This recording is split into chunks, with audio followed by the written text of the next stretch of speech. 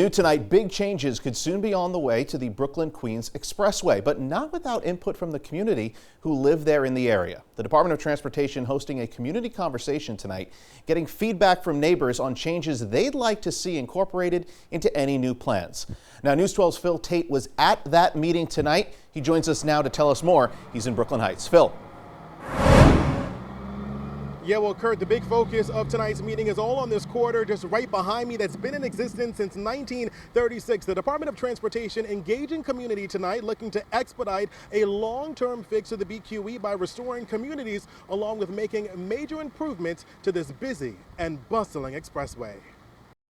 You know, if you think about areas like Sunset Park or Williamsburg, where you have these overhead highways that are often very difficult to traverse under, we want to make sure that they are places where people have the ability to connect to work, to healthcare, to schools, that they feel safe to cross their streets, that we can improve the quality of life through green space and public space, and really make sure that people can go about the activities of their daily life with greater comfort.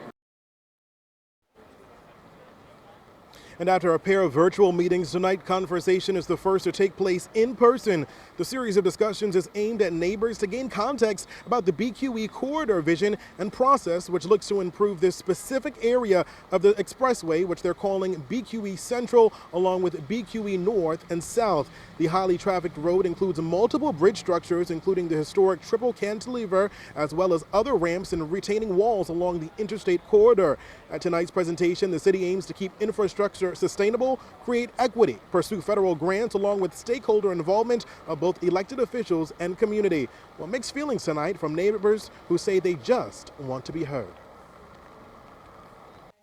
I went to the meeting 4 years ago, where the 6-lane highway was presented and the whole community pushed back. And I think the feeling was we weren't heard, or there wasn't enough community engagement. So this is very important. I'm always happy when the community is involved. I do have concerns that whether it's going to be really substantive community involvement.